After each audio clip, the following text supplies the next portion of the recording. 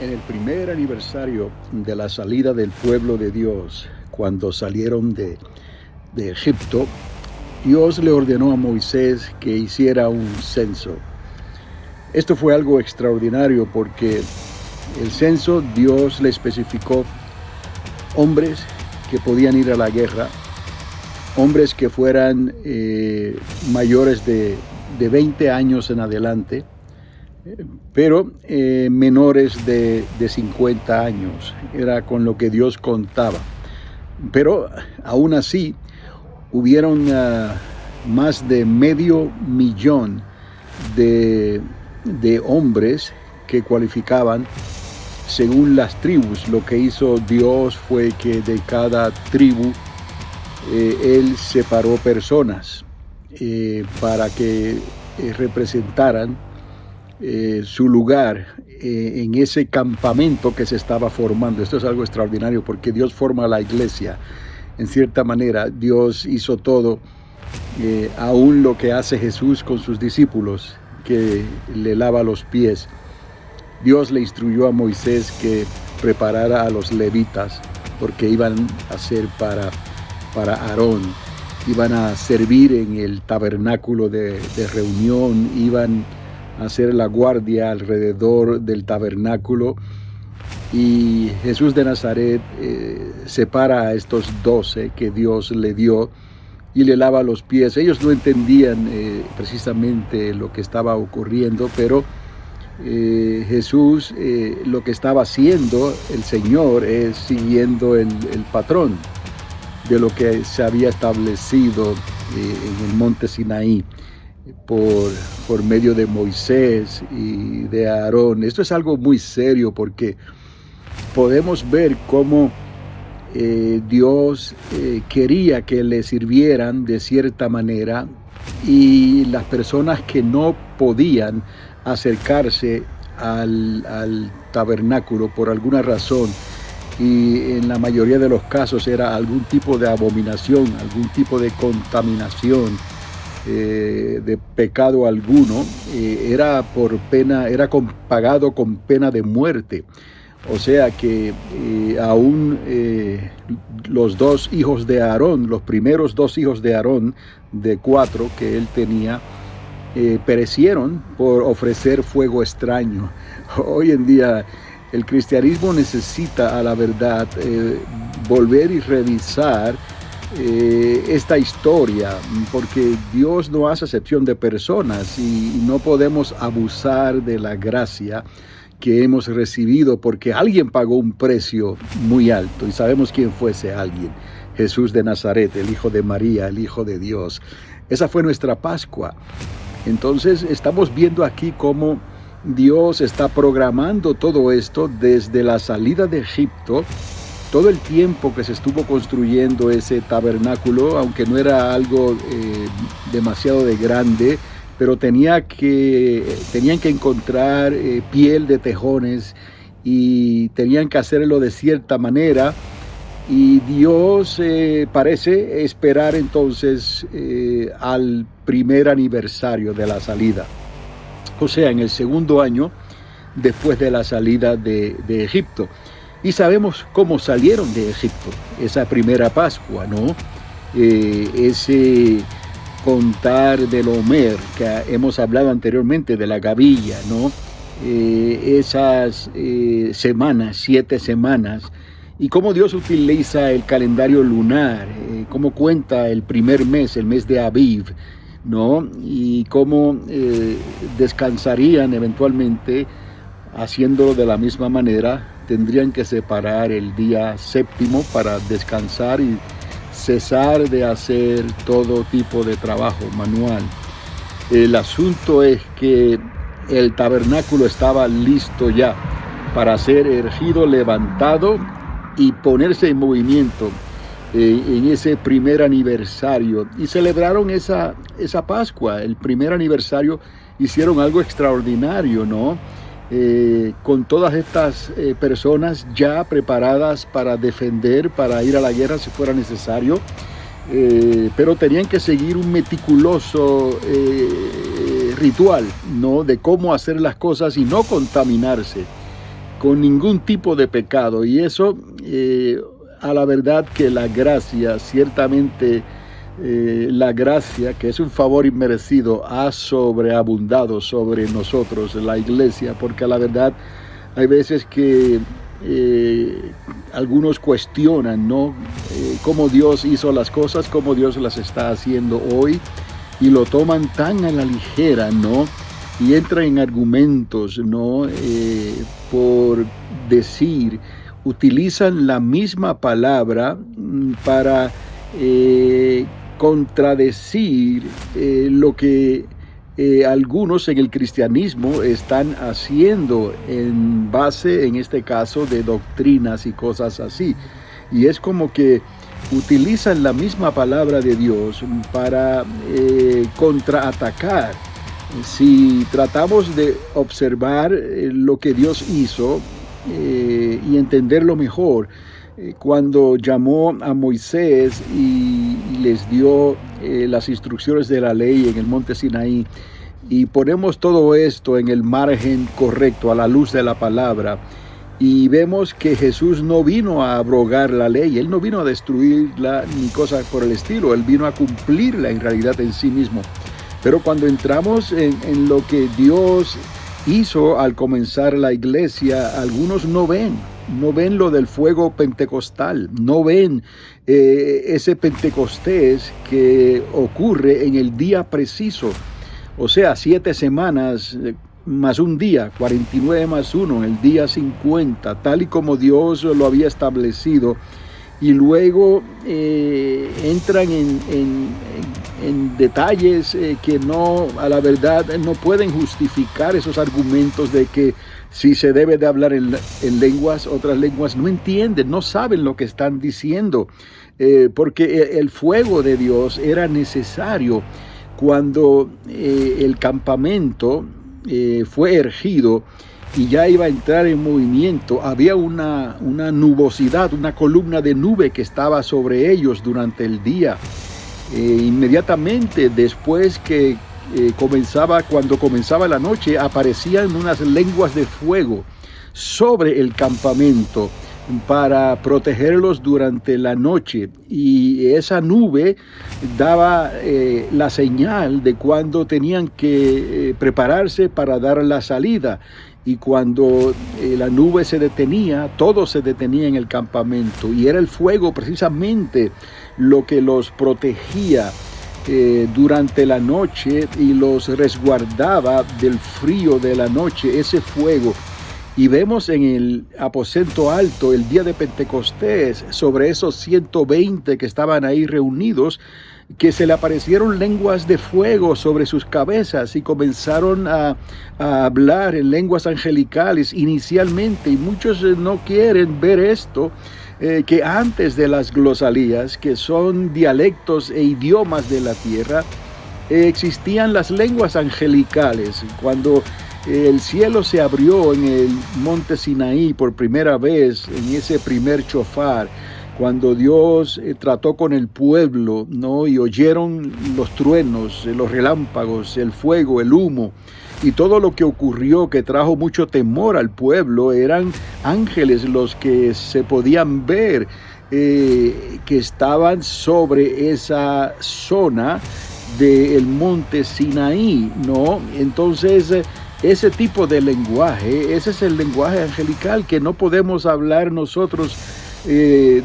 digamos, como para entenderlo. Es algo que Dios nos marca y nos sella y nos permite, entonces, nos presta ese lenguaje angelical para que sea nuestro ayo, pudiéramos decir, para poder interceder con gemidos indecibles, para poder ser edificados en medio de la opresión.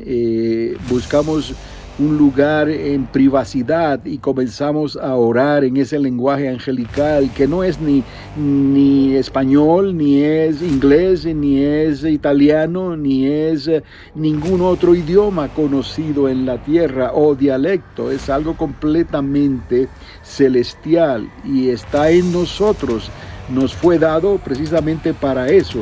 Y cuando miramos hacia atrás, la historia del campamento, cuando comenzó, esas lenguas de fuego se levantaban en la noche sobre el campamento, y esto era algo extraordinario a la vista de cualquiera que estuviera viendo un fuego que ardía y no se consumía. Es lo que vio Moisés en la zarza ardiendo, donde Dios le dice a Moisés: ve y dile a Faraón que yo soy, te envío.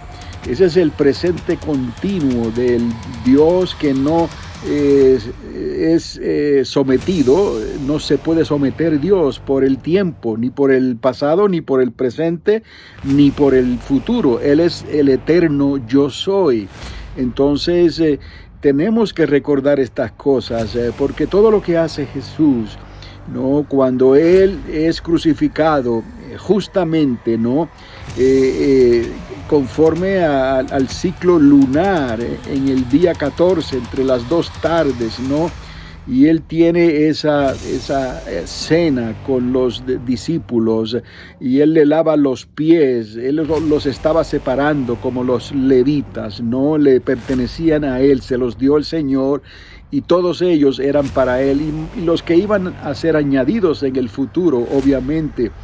Pero necesitamos entender que lo que nos ayuda a nosotros a mantenernos, ¿no?, fuera de esa contaminación con el mundo, es la mente de Cristo en nosotros. Eso es necesario entender que el bautismo en fuego, la llenura del Espíritu Santo, nos trae la mente de Cristo para quedarse en nosotros, para guiarnos, para recordarnos todas las cosas, para que si tuviéramos algún tipo de argumento con el Señor, asegurarnos de que el Señor siempre tiene la razón, y lo humano en nosotros no debe de vencer. Lo humano en nosotros debe de retroceder. Lo humano en nosotros debe de menguar, y Él crecer en nosotros, su mente, esa actitud, ese carácter. Y a veces somos malentendidos porque hay cristianos que están acostumbrados a la manera de pensar como piensa la sociedad, y piensan en que a veces no se existe la consideración en lo que se le está pidiendo hacer, y no reconocen que uno está completamente dedicado, como los levitas, ¿no?, como los primogénitos, ¿no? Estamos dedicados a lo que Dios, el Espíritu Santo, nos pide que hagamos, y eso tratamos de hacer.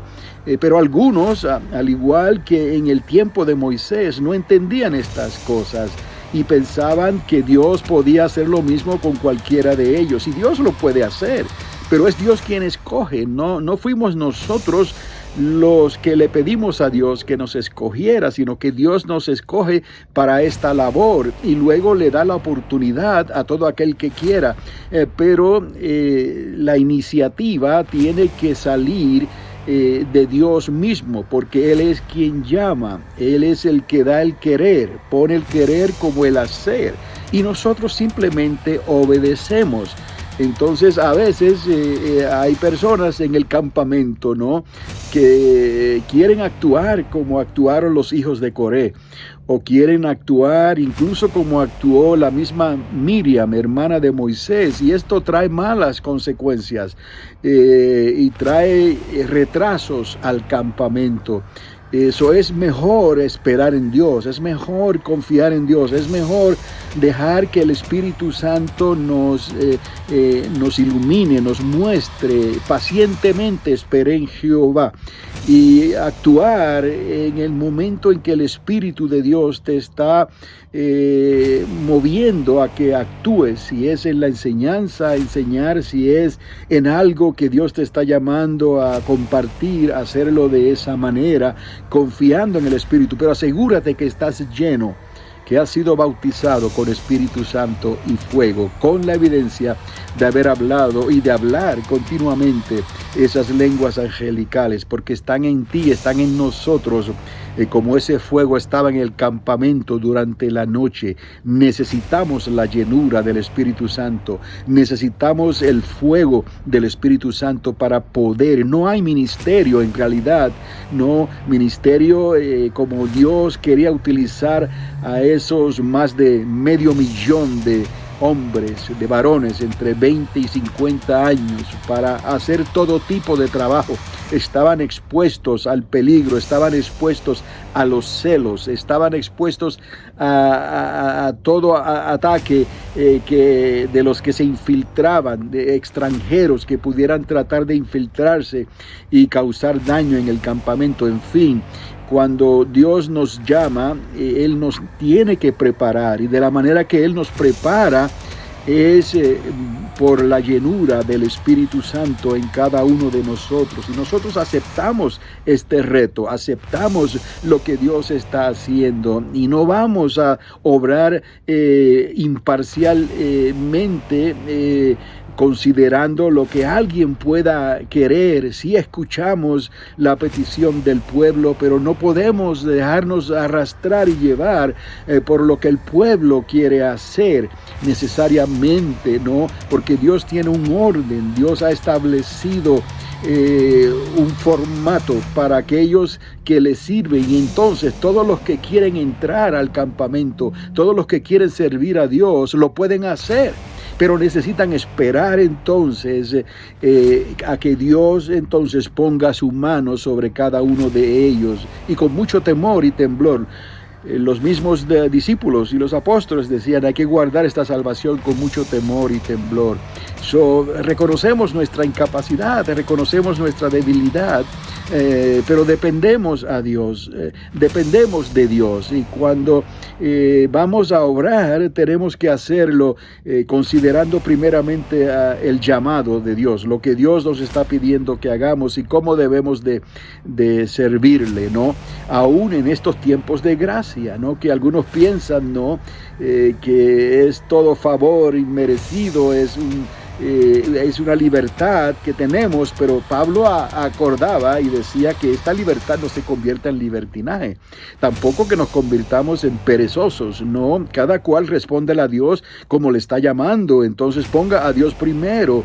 Y yo sé que hay que tener consideración humanamente hablando, pero como Dios lo hace cuando Él llama, es necesario que esa consideración venga a estar en un segundo o tercer lugar, y lo que Dios quiere que sea hecho, hay que hacerlo. Somos espectáculo al mundo, decía el apóstol Pablo, y hoy en día más que nunca, según Dios está preparando el escenario para esa semana 70, según Dios está preparando el escenario para canalizar a toda la nación de Israel con la iglesia, el pueblo de Dios en esta hora final, hoy más que nunca necesitamos esa, como digamos, se decía en el desierto, esa llamarada de fuego sobre el campamento, sobre cada uno de nosotros, para que podamos en el poder y la unción del Espíritu Santo hablar lo que tenemos que hablar, decir lo que tenemos que decir y hacer lo que tenemos que hacer, sin importarnos las consecuencias. Tenemos que ser sabios en las cosas de Dios, obviamente, pero Dios es justo y verdadero, y Dios no va a hacernos tropezar, no va a hacer que hagamos algo que no queremos hacer, cuando a la verdad tenemos que considerarlo y esperamos que Dios siempre gane, y Él siempre va a ganar, pero Dios nunca te va a obligar. Es necesario ser obedientes, por eso Él pide obediencia y dejarle el resultado al Señor. Hay que seguir hacia adelante sin mirar atrás, conforme al llamado que Dios le ha dado a cada uno, pero que no haya estorbos en el campamento, porque entonces las consecuencias pueden ser gravosas, ¿no? Y en estos días que estamos viviendo tenemos que tener un discernimiento claro de lo que está ocurriendo a nuestro alrededor, y esos pleitos y esas discusiones y argumentos sobre si se debe de hablar en lenguas o no, sobre si se debe bautizar de una manera o bautizar de otra manera, y tantas cosas que se traen a relucir hoy en día. que me temo a veces que hay muchos, tal vez ignorantes, están tratando de hablar y ni siquiera le han dado lugar al Señor a que los bautice con Espíritu Santo y fuego. Ni siquiera han hablado en lenguas angelicales. No saben lo que es eso, mas sin embargo hablan sobre eso y argumentan y traen juicio sobre aquellos que practican tales cosas. Cuidado, porque Dios siempre estará en cargo y nosotros simplemente somos siervos inútiles en las manos de un Dios viviente, el único Dios verdadero, el Dios de Abraham, de Isaac y de Jacob. Así que esto nada más es un comentario, quiero mantenerlo bajo los 25 minutos, pero será hasta la próxima ocasión y que Dios les continúe bendiciendo ricamente.